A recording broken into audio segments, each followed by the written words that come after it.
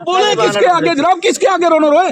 है नहीं कोई, कौन है रोने वाला यहाँ? मीडिया इनका गोदी मीडिया वाले बिके हुए, बाइट लेके राजी नहीं है। आओ मीडिया बाइट लो, मैं बाइट देता हूँ। बिल्कुल नहीं। क्या ड्रामा है यहाँ पे? क्या कहना चाहेंगे आप?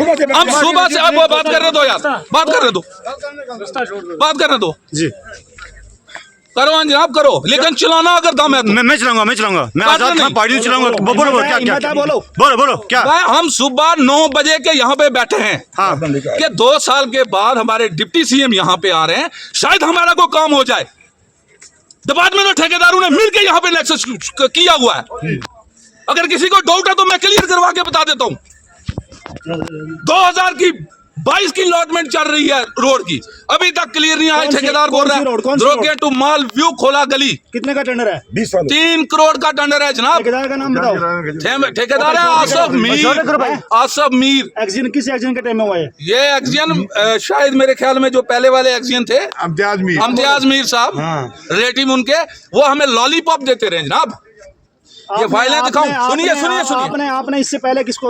मैं डीसी साहब क्या जनाब, जम्मू में डिपकॉम सब की चिट्ठियां हैं। डीसी साहब, यासीन साहब, रुकिए दम है ना, दिखाइए सब दिखाइए। ये एफआरए की परमिशन है डीसी यासीन चौधरी 2024 की। 10 दिन के बाद ये परमिशन कैंसिल हो जाती है। डिपार्टमेंट से हमने पूछा क्या रीजन है, आज तक हमें रीजन बताया नहीं गया क्यों कैंसिल हुई। क्या ये डीसी ने गलत साइन किया है? अभी जो एक्सीडेंट है उनसे बात की आपने? सर 50 बार बात, जिस दिन ये आए थे ना, क्या बोल रहे हैं वो? उसी दिन लॉलीपॉप सुनाई कोई नहीं। लॉलीपॉप जनाब। आज ठेकेदार बोलता है जनाब हमारे अब तो टाइम खत्म हो गया, ये 5 साल का टर्नओवर था, खत्म हो गया ये। हमने सोचा चलो को रिक्वेस्ट करेंगे, 100 मीटर 200 मीटर लगवा देंगे, आगे कुछ और चलो काम हो जाएगा। देखिए 3 रोडें हैं सर, मुझे बोलने दीजिए फिर आप क्वेश्चन कीजिएगा। द्रोगिया टू माल, मस्तौंदा टू माल, तंदी टू माल, जो बफलियात से 6 किलोमीटर शॉर्ट कर दिया हमें। तीनों रोड हैं पॉलिटिक्स का शिकार हो रखी हैं। BJP NC Congress, BJP NC Congress, लोग पिस गए। वक्ती एमएलए से बात किया? बिल्कुल जनाब। क्या कह रहे हैं वो? लॉलीपॉप तो ऐसा तो नहीं हो सकता ना, हर आदमी लॉलीपॉप कैसे देगा? तो ये लीजिए ना जनाब, डेट फाइल पढ़िए ना, पढ़िए ना जनाब। एमएलए साहब ने क्या जवाब? एमएलए साहब ने कहा मैं जा रहा हूँ, सेशन शुरू हो रहा है, ठीक है, मैं आऊंगा तो आपका काम हो जाएगा। आने के बाद मुलाकात हुई आपसे? आने के बाद जनाब हम गए, नहीं मिले। दूसरी बात, हम जावेद राणा साहब के पास गए, जनाब ये 200 मीटर रोड जो है ये एफआरए में हमें सेंक्शन मिली है। मेंढर में 20 रोडें जंगल काट के चले गए हैं जनाब, कोई परमिशन नहीं है। तो इसका मतलब भेदभाव हो रहा है आपके साथ? सब शरेआम है।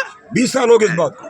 आप मुझे बताओ, अंदर किसी ने ये 60 सवाल किया था, अगर 60 लाख का काम है, ठेकेदार हजरात 20 में करते हैं, तो वहाँ झगड़ा क्यों हुआ? क्या कहना चाहेंगे सर? आप मुझे बताओ, जो पढ़ लिख के इंजीनियर बना है, जब उसने एक चीज का प्रोजेक्ट का कॉस्ट बना दिया 8 करोड़, वो आप 1.5 करोड़ में कैसे कर रहे हो जी? क्या डिपार्टमेंट का नेक्सस नहीं है?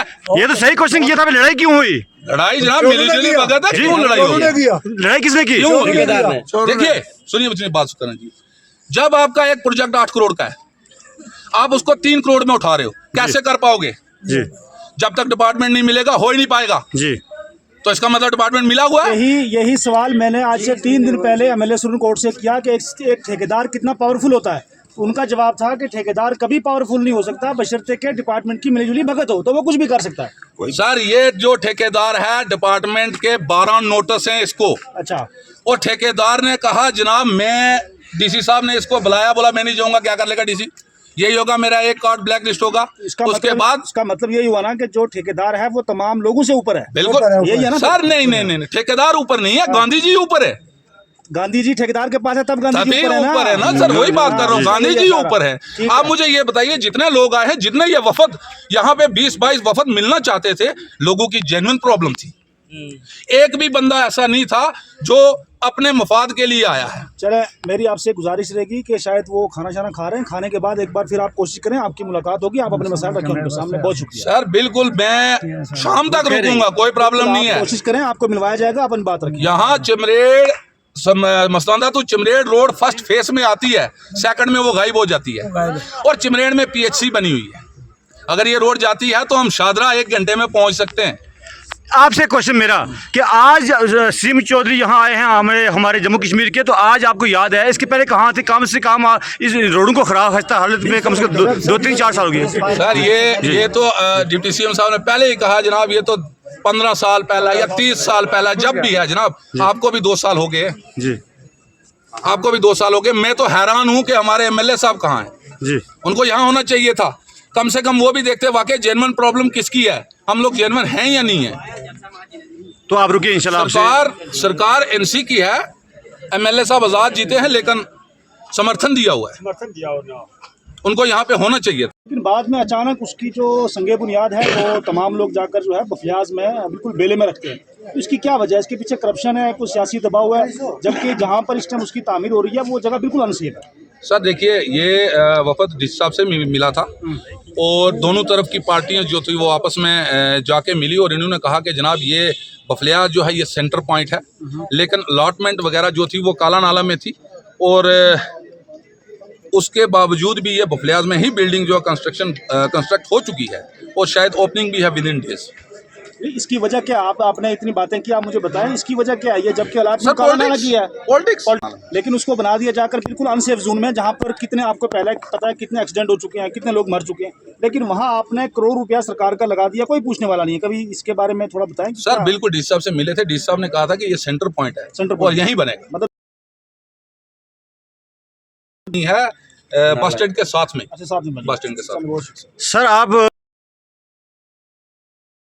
अपनी मांगे रखते तो अचानक ये हल्ला गुल्ला हो गया कि आखिर कब तक ये ऐसे लोग करते रहेंगे, तो अपनी जो आपकी मांगे थी वो रहेगी क्या? सर मैं यही रिक्वेस्ट करना चाहता हूँ ये ठेकेदार एसोसिएशन से या फिर जो डिपार्टमेंट है कि भाई आपके कुछ अगर आपसी इख्तलाफात हैं तो बाहर कर लीजिए, लोगों को सफ़र मत करवाइए जी। अगर कोई 20%, 40%, 60% जाता है, कोई जेब से पैसे लगा रहा है लगाए।